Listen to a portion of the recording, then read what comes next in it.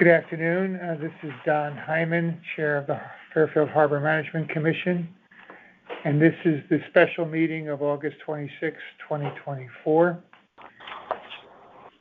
And I call this meeting to order. Around the table with me are our recording secretary, Betty Grable, George Harris, Doug Metchik, Jeff Warren, Jeff Stedman, myself. We have quite a few people in the gallery. Who's on the line, please? Belinda Shepard. Dawn. Hi, Belinda. Hi, Belinda. Who else? Chris Smith. Hi, Chris. Any other commissioners on the line? Don, it's Brian Leclerc, not a commissioner, just harbor master. And Bill Perugini was on a second ago. He's just jumping off, but I told him I would let him know he's listening in as well. Very good. So we have Brian, Belinda, Chris, and Bill tentatively, and then we have a quorum. Okay. I think we'll start with the Pledge of Allegiance. I pledge allegiance to the flag of the United States of America, to the republic for which it stands, one nation, under God, indivisible, with liberty and justice for all.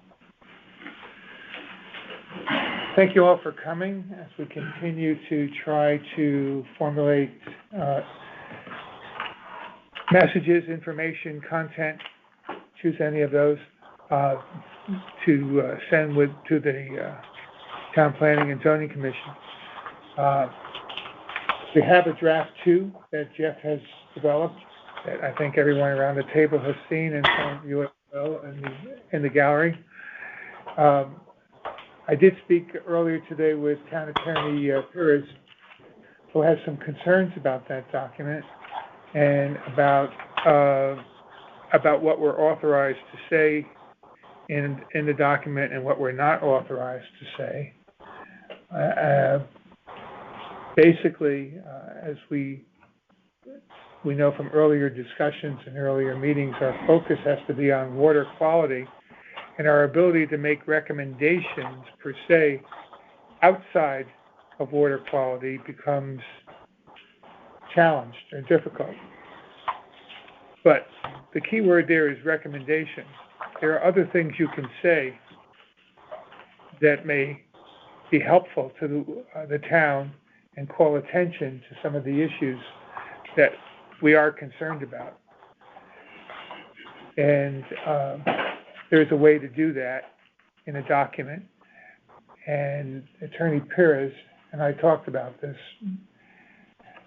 Can you pick it up from there and tell the commissioners where we are and where we're not? So the commission's jurisdiction is to review the application and make recommendations related to consistency with the plan, the harbor management plan. And the consequences is if you give a favorable review, nothing else happens. If you don't take action, deemed favorable. Technically, that may have already happened based on timing. And then if you take an unfavorable review, then it changes what happens in zoning in terms of the votes required. So my real concern is the commission going beyond what it's authorized to do and having an impact directly on zoning. If you want to raise questions about different issues that zoning may choose to look at or not choose to look at, that doesn't bother me. And I think a lot of what you raised in the draft is kind of that nature. So that was kind of my discussion with Don about that. Yeah. That said, I think, if I could paraphrase you further, just as a practical matter, looking at the document, which I think we as commissioners are all kind of pleased with, Attorney Perez had some other concerns and felt really that the most that we should kind of start with the area that's listed as number 1, water quality management.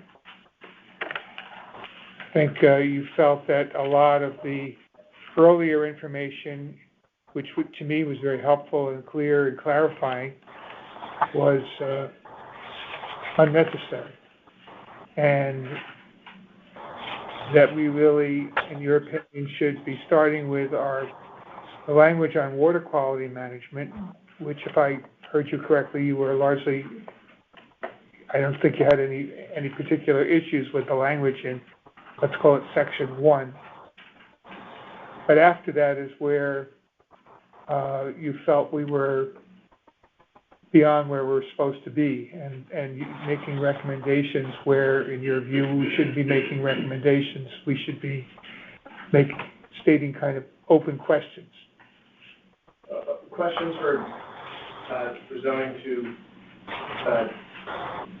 consider as they see fit, but not, recommendations or guidance that you're giving on something. So just basically questions for them to consider or not consider. Yeah. So there'll be a period for public comment at the end of our discussion.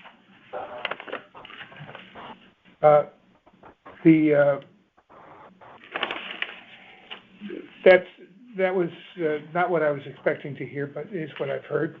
Jeff. I think this is good to have a discussion about this. I'm curious about why the first part of the letter is not appropriate. That's similar to what the commission, when it's involved in the mediation process. Background information, I don't understand quite why background information of that sort is not appropriate. Whenever a commission reviews, including applications for deep permits, there's an introduction as to what applicant is, why the commission is interested in it. I'm just sort of curious about that, and there's other things to talk about, I guess, as well. And then as a policy question for any town agency that's considering comments on an application, what is the role of the town attorney in reviewing the details of what the commission is discussing? Is that something that's typically you do with other town agencies or planning and zoning? Give me a hug. Say, how's my face? So the first question, to me, the background is really superfluous to the recommendations. I mean, you could vote on recommendations, or not recommendations, but you could vote on whatever you're voting on without having all that background. The background, I think, you could have as something that's provided to the commission for informational purposes, but it didn't make sense to me to include that in what I thought was going to be something that the commission was going to be adopting. So that was my comment on that. And then in terms of the general question, I mean, it depends on the circumstances where a legal issue is presented, like the jurisdiction of the commission, then absolutely I am consulted or should be consulted. But as far as the details of the recommendation that the commission might make, the conservation or TP&Z, when they're considering their recommendations, you don't get involved in the details of what the recommendation might be. If it was something related to whether or not they had jurisdiction to make it, I probably would be.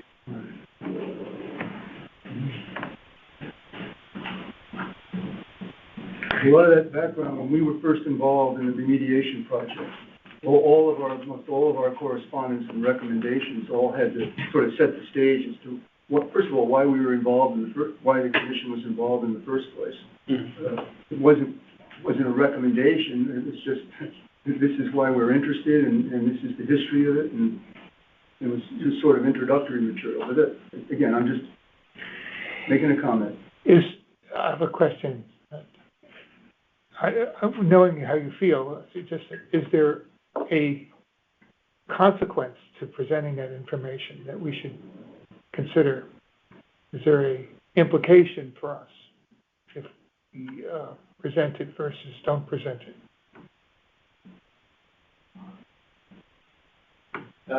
Probably not. I just don't see it belonging in something that the commission would be adopting in any way. Thank you. Just on the same topic, and it's more curiosity. if it was more directly framed as background, so that the letter had basically two parts, background and comments, would that deem it more appropriate? It sort of does. Yeah. I mean, I think there is a. I mean, very explicitly. Well, I think there's a heading that's background. It's just not typical for a board to have, as part of an action item, like a factual background section, which is not something that's typical in terms of something that's adopted. It's another thing to have staff provide a memo to the commission with background. That's customary and typically done.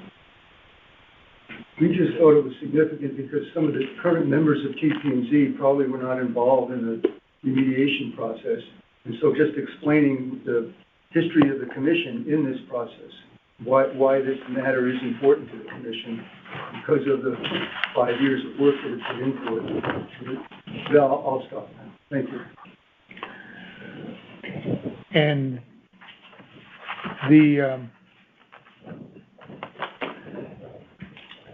the other concern regarding the business of the commission responding within 35 days of being informed of the application, which was July 12th. That's something that we can proceed with in this time frame. So, I mean, the code says what it says, so I think you can do something today. It's obviously subject to the code says.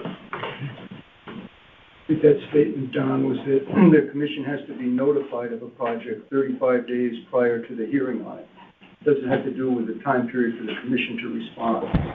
So for an application like a coastal site plan review that's subject to review by the commission, it has to be referred to the commission at least 30 or 35 days before a public hearing commences or a decision is made.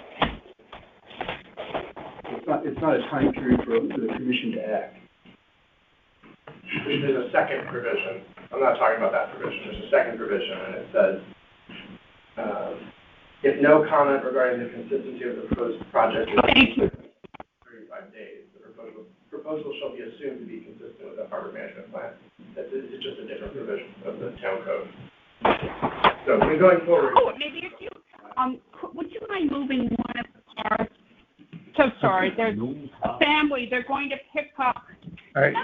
Can you mute your, Belinda, can you mute your phone, please? Oh, sorry. Mute your phone, please. Thank you. Yes, I will. Also, may I request that the microphone be closer to the speaker? Oh, sorry. Yes, we can do that. Okay. All right, so there are, we're discussing structure and of this document. Any other opinions from around the table? George? Can you refresh me? When did we receive this from? July 12th. July 12th.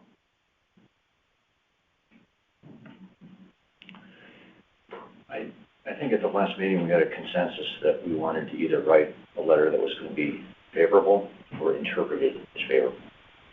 And so, according to what I'm hearing now, is we don't have to write a letter at all. And we'll get what we want.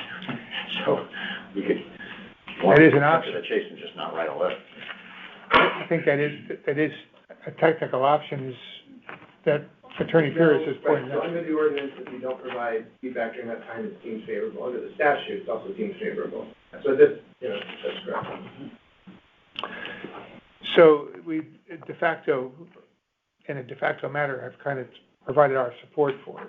We want to go further and call attention to some of the matters that we've been talking about for the last month or more. I think we do. I think, judging from what I heard, I think one way to do that would align with what we're hearing directly from Attorney Perez and align with some of the spirit, but not the letter, of the draft that we have from Jeff and that we've been discussing, would be to condense this in such a way so that we did away with the first part and just kind of did an introduction that started with section 1 the water quality management, and left that as you see it.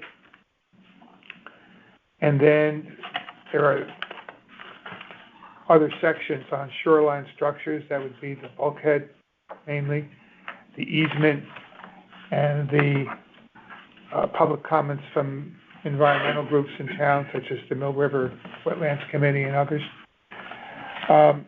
That could be expressed in simple, open questions. I mean, in other words, we could have a section that just pointed to questions that aren't answered that should be considered and explored by the town as we go forward.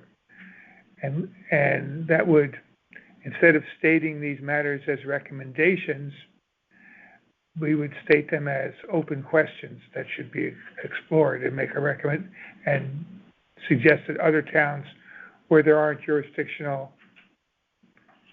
concerns, other parts of the town that have jurisdiction pursue that. I did toy with some language that could do that because, as I said, I talked with Attorney Pierce at 1 o'clock, and so I came up with some language that would do that. It's kind of early, but I can show it to you if you'd like, or if there's something else that someone else would suggest. Well, I just have one comment because I want to make sure I'm understanding what's being described here, which is in the last meeting we described some what we were calling connective tissue on points 2 and 3. And the comment that I want to make is whether they're framed as questions or comments, whatever it is, our basis for putting those forward is strictly as it relates to water quality.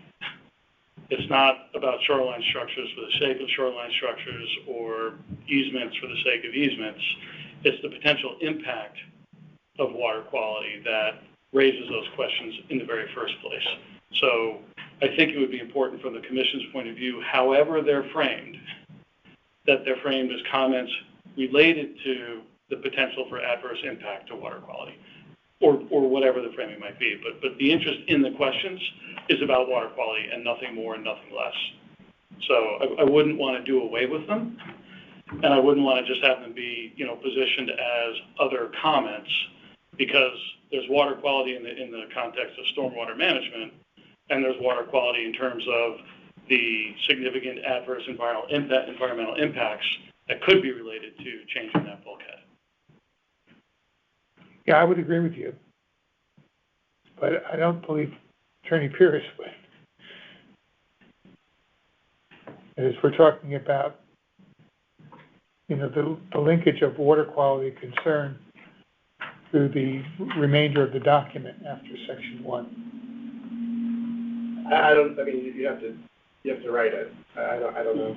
I mean, I think that's the limit of what you can comment on. So as it was drafted, those sections don't really talk about water quality.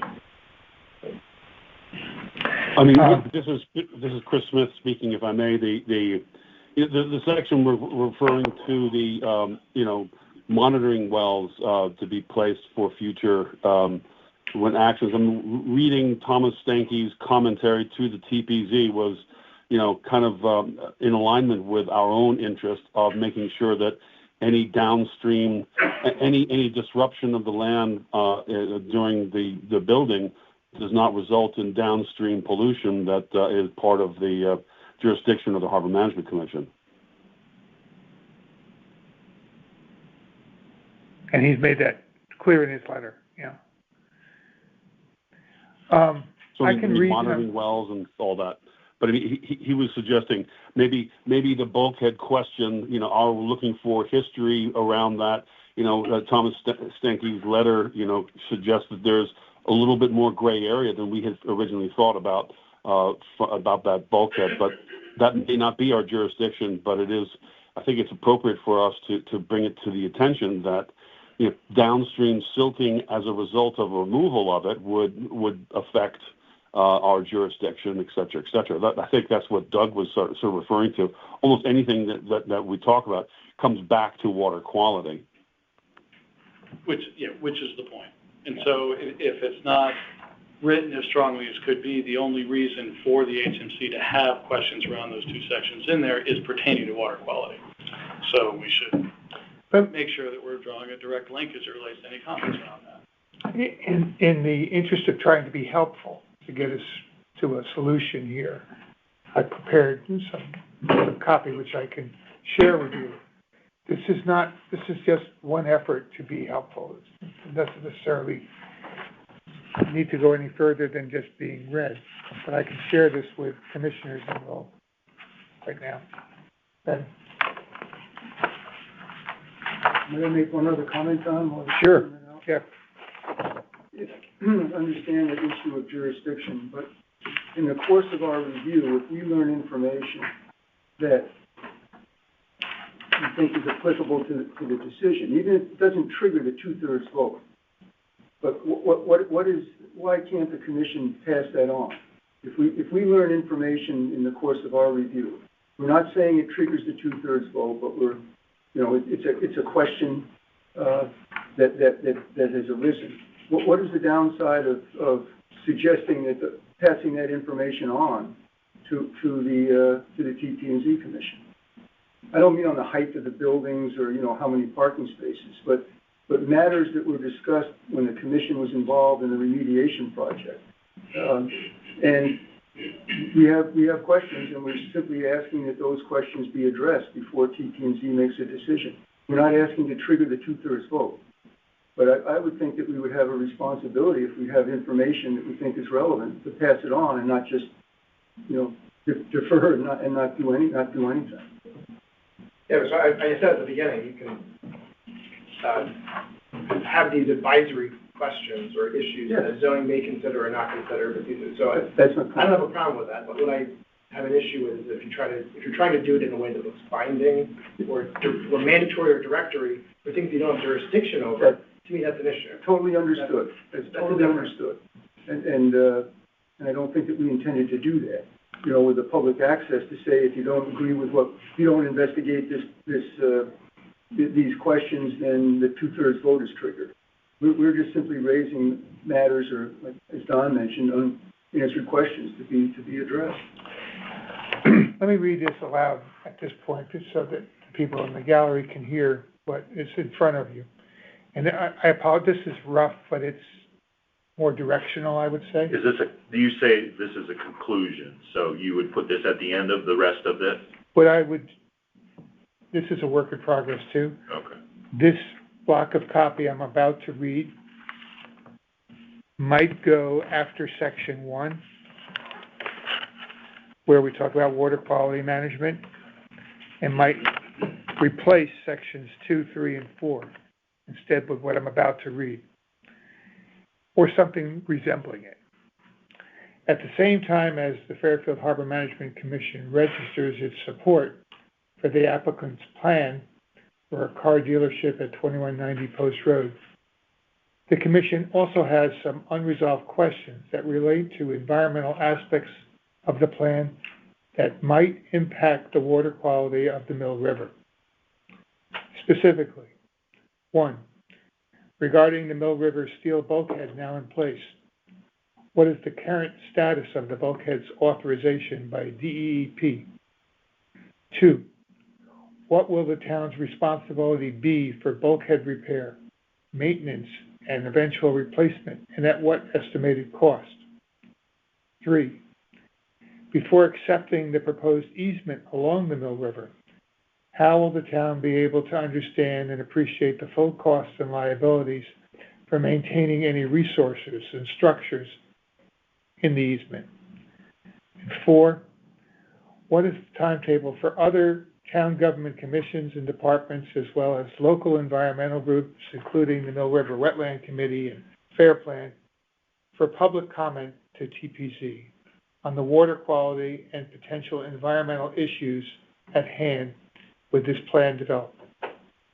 We believe it is in the interest of the town of Fairfield that these important questions be pursued and addressed by state agencies, other town agencies, and local commissions whose jurisdictions encompass these matters.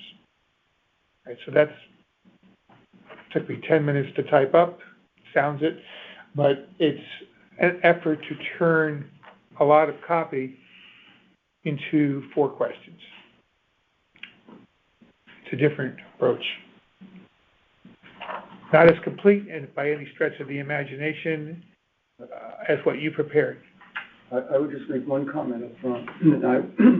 For what it's worth, my opinion, the commission shouldn't begin by saying it registers its support for the applicant's plan for a car dealership. I don't think that that's our concern, to be supportive of a car dealership. Our concern is to look at the impacts and make sure the impacts are not adverse to the harbor. But I don't believe it's the commission's role. That's TP&Z's role to determine if it's approved or not. It's a land use decision. I feel strongly that the commission shouldn't be registering support for it. But that's my opinion. Thank you. We could say something like the commission registers its favorable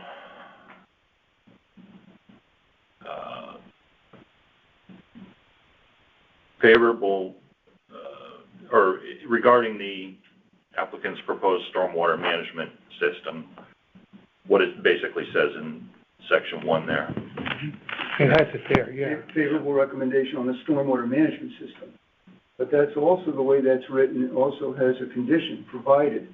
And then we get into one of the recommendations that for support provided is the water quality sampling and testing. All right, so what Mill River Wetlands Committee has also recommended. To your point, that could be edited to take out the car dealership language and just refer again to the water treatment, water quality management aspect that we're supporting. And then Sorry, Don. I would also maybe change Mill River to Harbor. Yeah, well, I was going to make a suggestion on that. So 2 things. Okay. One, to that point, I'll come back to the support. I would suggest it be Mill River and Southport Harbor Management Area. Right. As it relates to the support aspect of it, for example, while I personally support the dealership, it has no bearing of the Harbor Management Commission's role. And I think what's been stated here is even no objection or nothing could be perceived certain ways. I think if we just eliminate the language in the beginning about it and keep it specific to the HMC's authority, whether it's a car dealership and things for other bodies is not a part of our interest or jurisdiction, I would just pick it up as the unresolved questions, assuming there's some aspects of the letter before this that talk about the stormwater management system and the 4 conditions that are outlined as part of that. Number 1, so that's where we talked about transmitting a favorable recommendation with respect to the storm. Yeah, so it's almost like saying, in addition to point number 1 above or storm, we have some unresolved questions related to the environmental aspects. That we recommend should be addressed before any decision is made on this, however we do that. I agree with that. I think, having tried to write documents by committee before, it's a death of 1,000 cuts.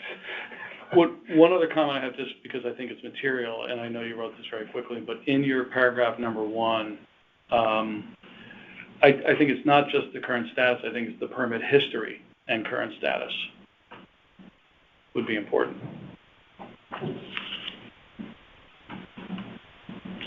What is the permit history and current status of the bulkheads authorization?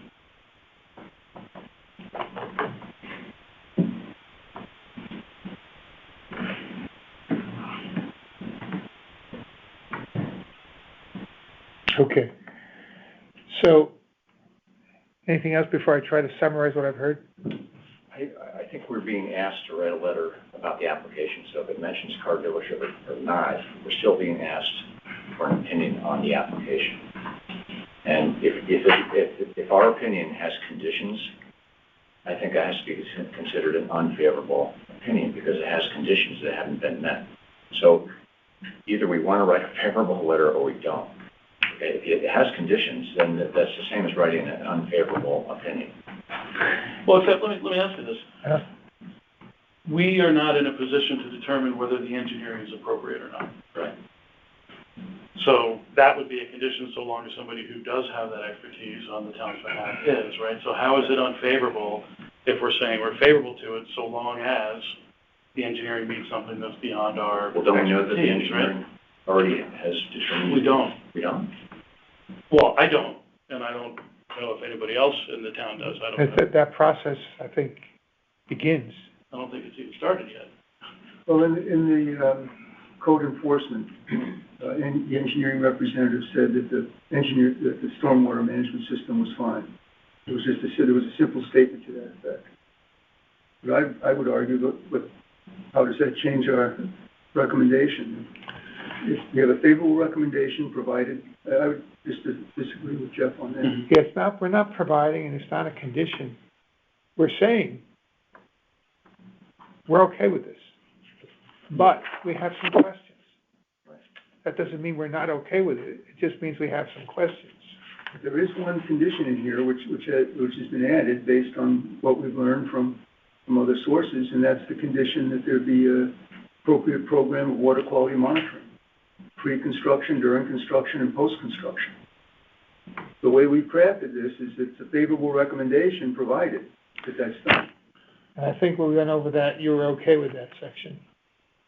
I think the section on water quality was okay. The rest of it, if that's... That's the section we're... Yeah, right, but if you're going to go beyond that, I think that's an issue. Yeah. So he's okay with that block of copy that you're referring to. So we're not negotiating that anymore. I think that around this table, I was responding to Jeff's comments that if there are conditions, that makes it an unfavorable recommendation. Yeah. And I was responding to that. I can see Jeff's point, Jeff, that we say we're agreed to transmit a favorable recommendation provided, and then we can go through four items that would be necessary. So I don't know how that's read by the TPZ. I don't know. I think based on the earlier conversation, as soon as that word provided has power, that's directive, I think. And we're trying to make it softer.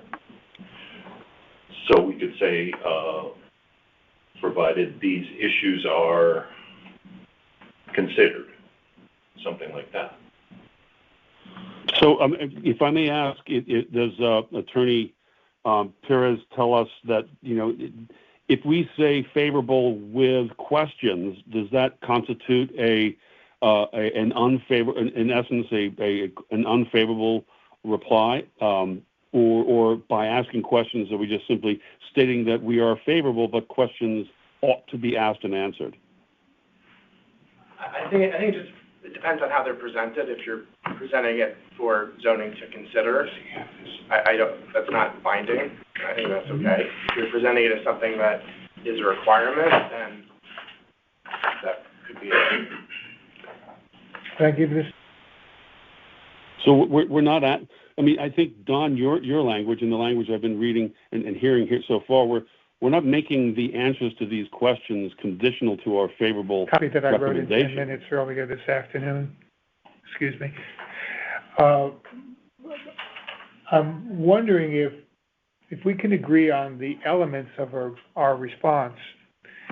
If we can agree on that, and I think we're pretty close to it, very close to it. If the commission would, if we can articulate those elements and agree on that, if the commission would be comfortable resolving for myself and Jeff and Attorney Pierce to work out the language of the letter that we would send to TPZ, and it would reflect the points that we're talking about just now, because I think it's hard to write by committee. It's very hard. Might also, at the risk of talking too much, we talk here about reserving our right to provide additional comments as we get additional information. So my understanding is that the hearing is to begin tomorrow, but it may be continued. So there may be a time next month to provide additional information. And we also don't have comments from DEEP yet regarding the coastal site plan review. When we talked to DEEP last week, or whenever, we told that we probably wouldn't get them until, they wouldn't provide those comments until the day of the hearing. But the DEEP, when they'll provide those comments, they'll provide them directly to TPZ. With a copy to the Harbor Commission. And with a copy to us. So we don't have to worry about making this document include that because they're doing it on their own. But we may find there may be information in the DEEP letter that triggers some additional thoughts on our part that we might want to provide additional comments to TPZ about. But wouldn't it be within our right at any time of the year to provide comments to TPZ about something that considers the harbor? Well, I'm just talking about this particular application. So I just don't know if it's necessary to say, we reserve the right to comment when we can comment anytime. It's just a standard language. But there may be something that comes up between now and the next commission meeting that we hadn't thought of and that we would want to transmit to the TPZ. That's my opinion. And then we can do it. So you bring something to our attention or it comes to our attention through DEP or another source, and TPZ is still considering this. It may be the case that someone goes to a TPZ hearing from this commission and speaks or is asked to go. I don't know if that could happen or should happen or would happen. Well, it's a fair point that the comments that we would make would not trigger we're not saying they should trigger the 2/3 vote. The thought was that there are comments information that we've obtained or become aware of, and that it would be our responsibility to simply transmit that information to TPZ for their consideration. We're not saying it triggers the 2/3 vote. And that's the way this remediation project worked for 5 years when the commission was first involved. The process of sharing information and getting to the point where the property now can be redeveloped. And the 37 years that went into that, which the commission had an important role in, to get to this point where someone can submit a development plan. Okay. So, if I can just make one. It seems to be among the commission that we're transmitting a favorable recommendation to number one and looking to break this letter into effectively two parts, the stormwater management piece and then the questions. The only comment that I would make, and I'm, for whatever it's worth, in support of the chairman working with town council and the consultant on getting to a final draft, because I think it's all there. So as whether we put that to a motion in a minute. The one comment I would make, because I'd like to make sure it doesn't get misconstrued, is paragraph 1 that is headlined water quality management. And our jurisdiction in this whole thing is about water quality. Be specific to water quality, stormwater management, because our other questions pertain to water quality around shoreline structures and the easement. Everything we're talking about is about water quality. And so it's sort of a broad headline in number 1 that I think could be misperceived or less direct than we want it to be. So I would suggest it be water quality, stormwater management system, and our questions be specific to water quality, shoreline structures, and easement.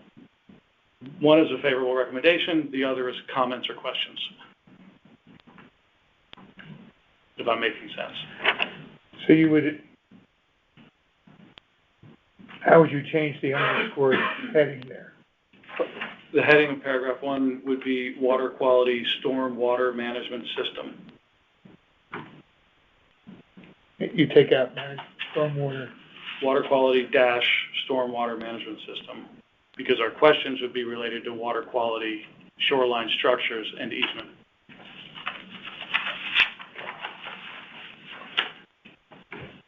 But I'm otherwise entirely in favor of you working with town council and Jeff to get it done.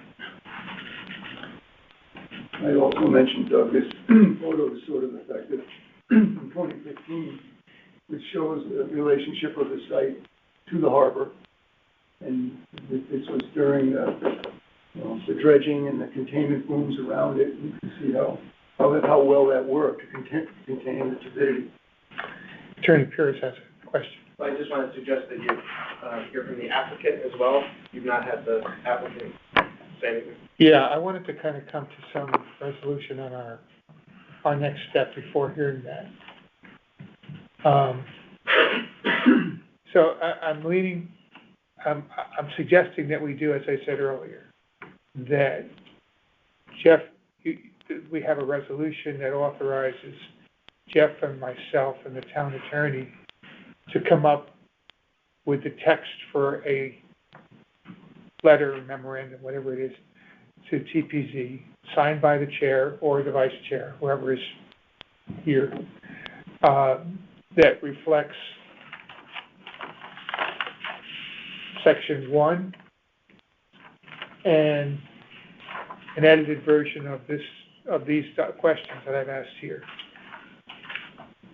smoothed out a little bit as necessary, but keeping in mind the counsel from Attorney Pierce on what our jurisdiction is, on the charged nature of words like recommendation and provided and things like that in this circumstance. And I think when all is said and done, we want to call attention to certain issues, and we trust that other parts of the town will pursue it. We have other means in addition to this memo to make that happen. We can go to hearings. People can speak at hearings, as people will do now, and make these points.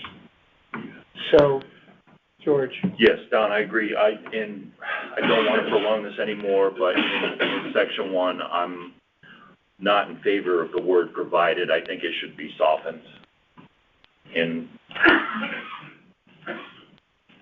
I think that's a caveat that makes it a requirement, but I think it should be proposed. I think it should be recommended. We recommend something like that. I don't know. What do you guys think? I think Attorney Pierce, you were okay with that word there. Well, I'm okay with the substance of it. I think I agree with the comment about the word provided, and it seemed like you're giving a conditional approval. Can we say we recommend? I don't know. But, I'm going to circle provided and recognize your sensitivity to it. But as our little 3-person task force massages that we trust us to respect everything that I think we've heard today. And now, Attorney Willingen, I know you've been wanting to speak. Well, thank you, Mr. Chairman. I'd like to attack this from a little bit of a different angle. My clients are very disappointed in this letter. They think it's prejudicial, and they think it violates law. You don't have jurisdiction, frankly, over any aspect of this application. At the very most, some gray area, perhaps water quality. I said in a very nice way the last time I was here that we have no objection, notwithstanding the question of jurisdiction over water quality, that you look into water quality. Because even though it's at best gray, we are confident that we're not doing anything adverse in respect to stormwater management. But I also said that I have a client that has been in this town for 24 years, that has 3 different dealerships, that wants to build a $20 million structure that is that is a permitted use in this zone, a company that has done nothing but the right thing for 24 years, that is engaged in community services, that is a very respected company in the industry that they're in. And frankly, all we want you to do is what you're supposed to do, and that is follow your harbor management plan and answer one question. Is there anything in this proposed development that is not consistent with your harbor management plan? This property is not in your harbor management area. We all know the Tide Mill Dam is the end of your jurisdiction. This property is not contiguous to that, as a matter of fact. And you simply bringing up these extraneous things prejudice my client. We're asking you to do your job. There was, I'm not going to quote again the town charter or your management plan, but I do want to say that there was a case that your advisor was involved in. It went up to this Connecticut appellate court, and it's a case of Cohen versus DEP. Your advisor, Mr. Stedman, represented the Greenwich Harbor Commission.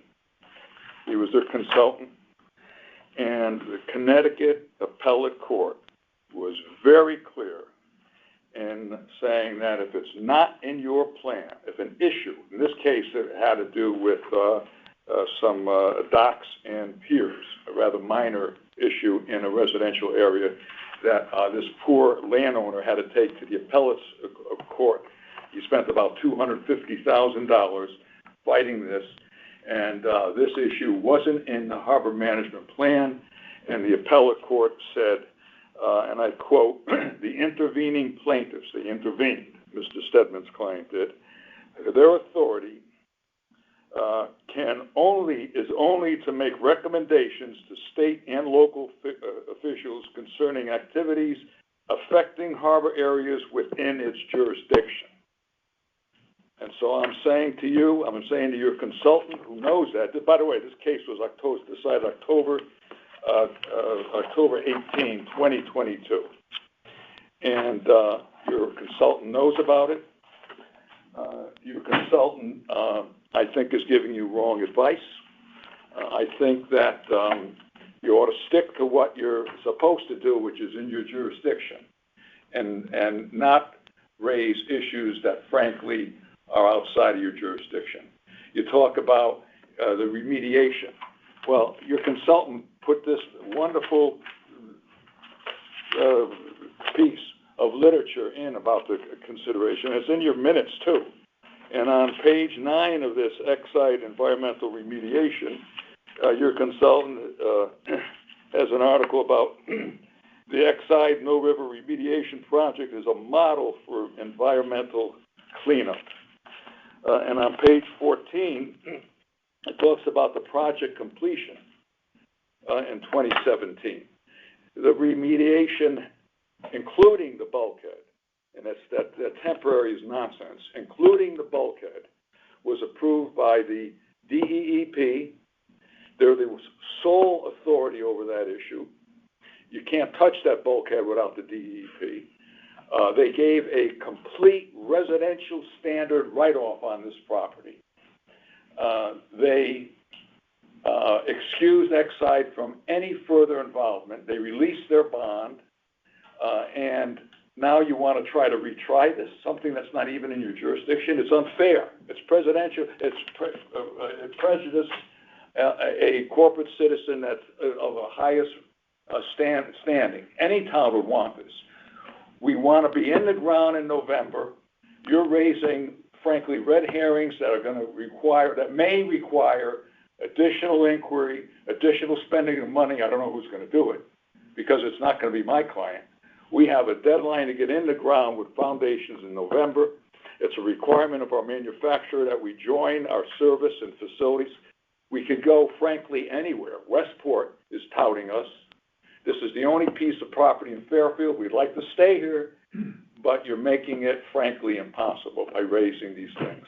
All I'm saying is, looking at this letter, I don't care about the 4 points, the subject to these 4 items in water quality, these 4 or 5 conditions, because we do comply with all these laws. And that's something that is clear. It's clear by our plans. and by the city, the town engineer, so we have no problem. On the top of page 2, when you talk about during the above noted meetings, there were several principal topics of interest. Well, that's not your job of interest. Your job is to see if this development complies with what's in your plan. And frankly, you're exceeding your authority, the interest of this commission. And then you go on to state, talking about the shoreline structures. What does that have to do with the harbor? With the size of the public access? It has nothing to do with your duty, with your job. And public comments, naturally, why is it even in there? Naturally, we're going to have plenty of public comments. So my client, try to do the right thing. We're here, we're doing our job, and we would really hope that you do yours. If it's water quality, stick to water quality, and don't raise these other issues, which is going to delay and possibly torpedo this project, the project that is that's worthy of approval. Thank you. Thank you. We are familiar with the court decision that you mentioned. It's been reviewed with us by Mr. Stedman at length. And I think you heard us talking about putting aside the document that you were reading from in favor of a much more abbreviated approach that simply raised some questions for others to answer.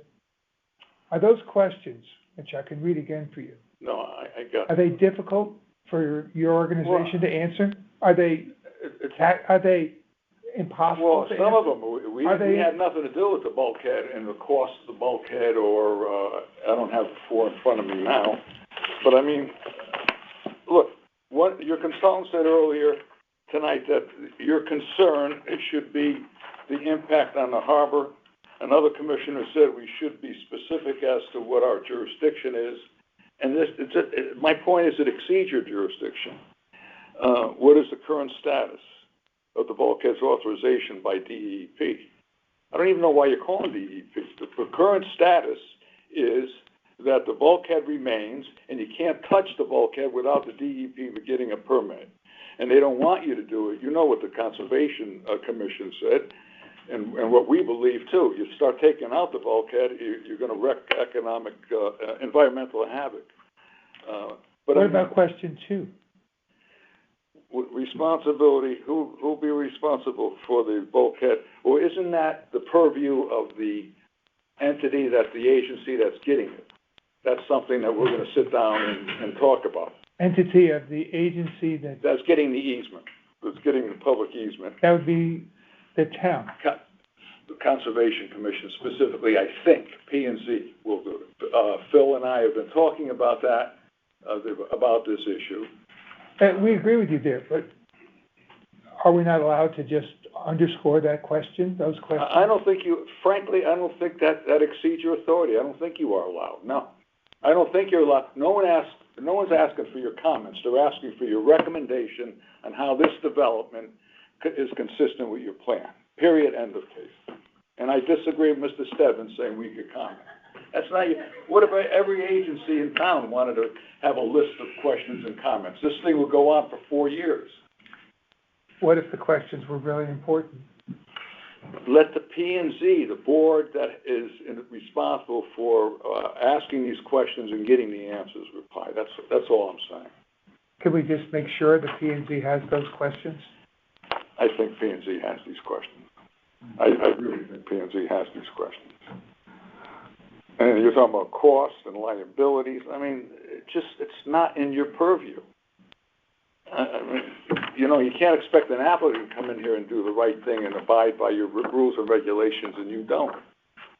I just think it's excessive, and it's questions that are going to be asked by the right agency and have no business in your recommendation, frankly, as a matter of law. That's all I'm saying. Dylan? I was just going to ask Attorney Pierce, any comment on Attorney Willingen's directives? Well, I feel about the limiting your jurisdiction, so there's that. But don't think that precludes you from saying things to other boards, even if it's outside your jurisdiction, if you have things that you think are important to communicate, as long as it's not communicated in a binding or directory way, because you don't have jurisdiction to force the other board to do something about it. You can't dictate what the applicant has to do about it. Thank you. Jeff. Attorney Willinger mentioned the Cohen versus Deep case. And it's correct, I've been involved with that for a number of years, including working with the town attorney's office in Greenwich. And that case specifically deals with the Harbor Commission's authority relative to state agency decisions. And the Superior Court judge specifically made the comment that the Harbor Commission's authority to interact with municipal projects that are referred to it, that's clearly within the Commission's jurisdiction. And we can talk, the implications of that case for harbor management throughout Connecticut and the current efforts by pretty much every harbor management commission to affect a legislative change to clarify the statute and the Harbor Commission's authority relative to state agencies. That's ongoing. And I don't want to get into this taking the time, but it's something that's important, not just to this commission, but to every harbor management commission in Connecticut. But that decision had only to do with Harbor Commission's authority relative to state applications. Yes, sir. Well, I'll disagree with you on that, and I'm sure that you could talk with the town attorney's office. I think there's another forum for that discussion. Mr. Commissioner, I think that we're losing logic here. The logic is that 9 years ago, the bulkhead was put in. Well, 9 years later, we took the time and effort to find a fantastic tenant for this property. And all of a sudden, Mr. Stanky's saying, well, we should start visiting the bulkhead. Well, that was part of the original remediation plan. And I'm not sure about Mr. Stedman, that Mr. Stanky was on, that the Shellfish Commission, which we thank, the Fair Plan, which we thank, the Harbor Commission management, which we thank for doing the right thing for the town of Fairfield and giving the DEP a little shove and making sure they did it to residential standard and making sure that the property was done properly. The gentlemen that Mr. Penske hired as engineers have done a fantastic plan to make sure any water that discharges into the Mill River is better than what it is right now. Your engineering department has approved it in code enforcement. Mr. Stedman was correct at that. It's been all approved. And we're not arguing it. Okay, no, all I'm saying We're saying you're right. I think what we're trying, and as far as the permitting and all, well, we know nothing about the permitting. That was done during the remediation that Mr. Stanky was right there on top of. But how 9 years later we're reopening this? This is basically torpedoing a deal that is great for the town of Fairfield, the people of Fairfield, the taxpayers of Fairfield. So I am totally confused at why we waited 9 years. Why not discuss it when we were doing the remediation? That's where I'm totally confused as a Fairfield resident, as a Fairfield taxpayer. I'm not talking about as the owner of the property. Forget that. I want to talk as a Fairfield resident. I still don't understand how in the world we waited 9 years. This gentleman right here, Commissioner, is absolutely correct. There should be one response. Either if you like it, you're happy with the quality of water that's going in, Mr. Romano, Mr. Walker spent the time doing a fantastic plan. That's what should be discussed, and that's what should be offered as a recommendation. Just as a public citizen, I'm saying to you, I think we're losing sight of the fact of what's going on here. I really do. And I think we're losing the big picture. And Mr. Stedman keeps saying, oh, we don't want to mention a car dealer. Well, it is a car dealership. It is a car dealership. That's the plan that's going. It's a boutique car dealership. It's going to be great for the town of Fairfield. It's not going to tax us with any services. And I could go on and on. It's going to pay full taxes. It doesn't use the schools. It doesn't use the library. It doesn't use the beaches. We're not arguing that. But what I'm saying all we want to know is what we're doing is by adding all of these add-ons, this gentleman's correct right here. You're going to make it to go to a supermajority, which it doesn't have to. And we do know that right off the bat, there's commissioners that are against it. Come on, that's, you know, we all know the commissioners on the board, and this particular board, I've been doing this for 40 years in the town of Fairfield. This gentleman's a great man right here, and the gentleman before him who had his job was great. But the problem is the minute the commission sees it and sees anything in your letter other than favorable, they're gonna go to a supermajority. So basically, we've torpedoed the deal. But listen, it's up to the commission. It's in your hands, is all I could say. And that's all I wanted to say as a citizen in the town of Fairfield who's been here 40 years. Thank you. Any other comments from commissioners or people in the public?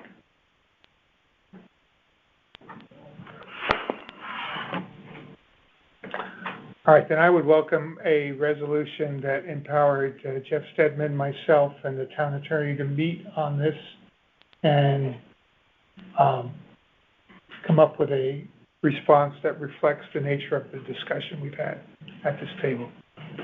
You got to clarify what you mean by, is the nature of the discussion that we're going to write a favorable letter or not? I think the letter should be favorable. Okay, I'll go. I think that's the thing that you're missing. We like it, but we have a couple of questions.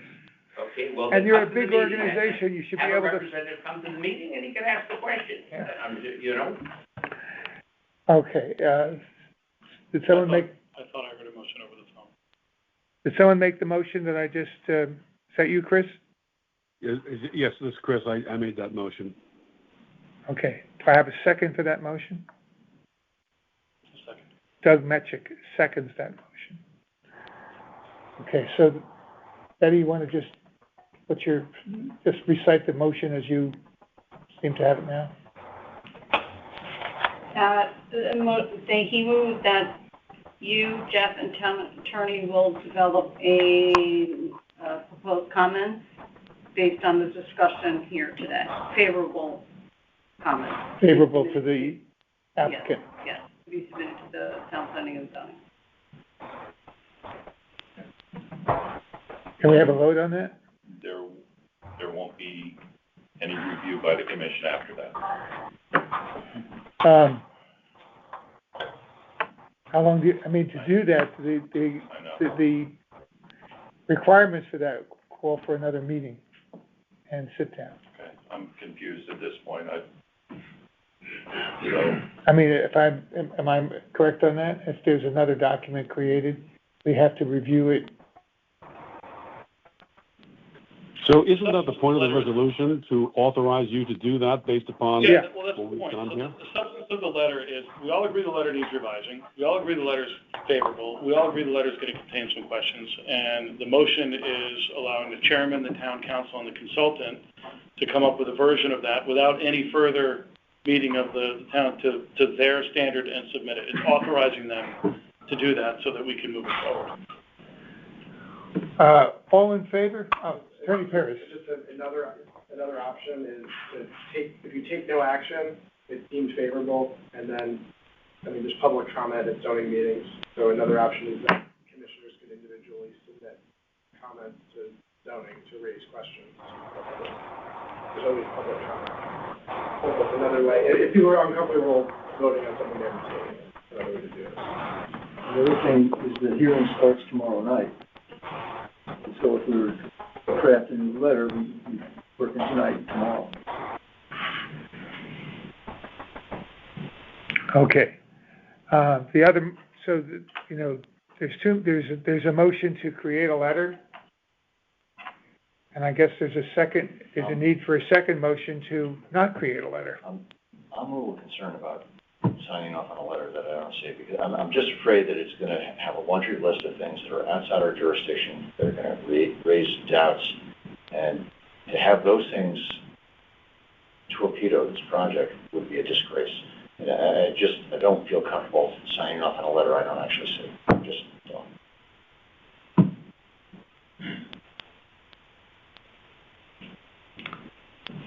All right. There's a motion on the table to create such a letter.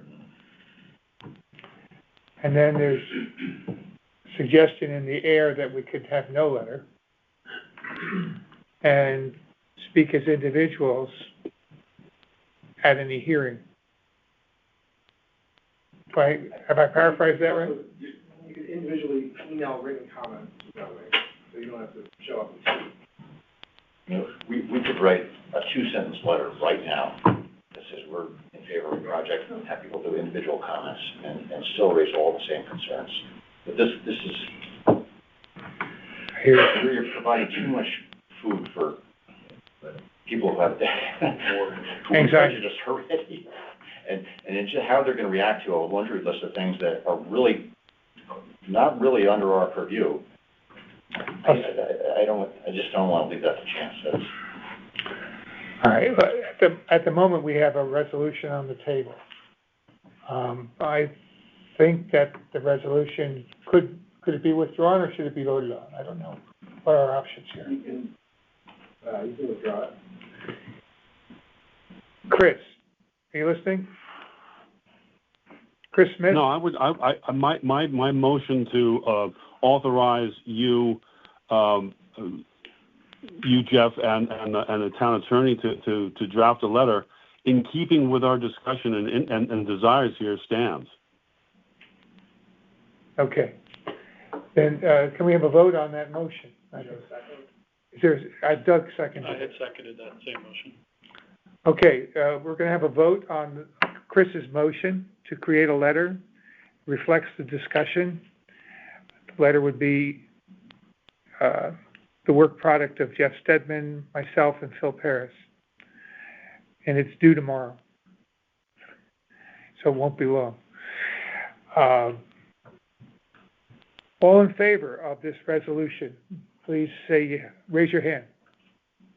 On. Doug Metchik is voting yes. Chris is voting yes. Yes.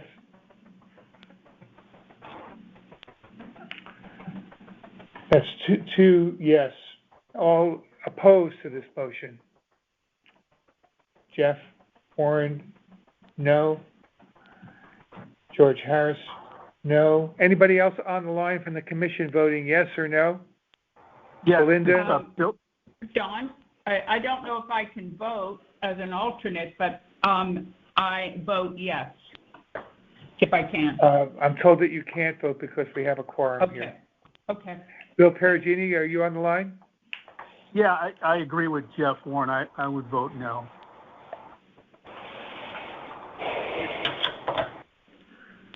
All right. It's 3 noes to 2 yeses. The motion is defeated. That said, maybe we do nothing and speak as individuals and write emails as individuals. I think that would also require a motion, but that could be an outcome.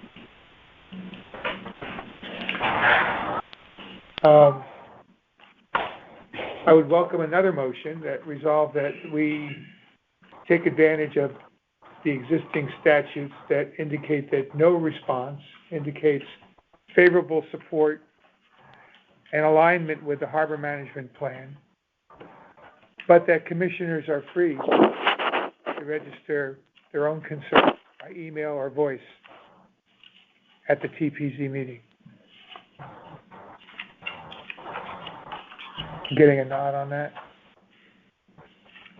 I move that we make no recommendation to the TPC. Okay, is that a second on that? George has raised the motion, Jeff has seconded. So now we're going to vote on a motion that says we make no written communication to TPZ on this, but that commissioners are free to communicate by email or voice individually to raise points that they're concerned about and questions that they may have. All in favor of that motion, say yes. Yes. George Harris says yes. Jeff Warren says yes. On the phone, who says yes? This is Bill Perugini, yes.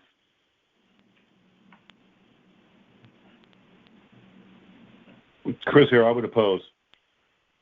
Chris is a no. Doug, you voting? Opposed. Doug is opposed.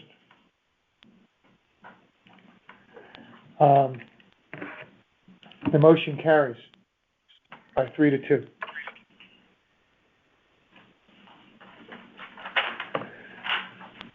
Okay, I think we've addressed this. Thank you. That said, I'd welcome a motion to adjourn this meeting.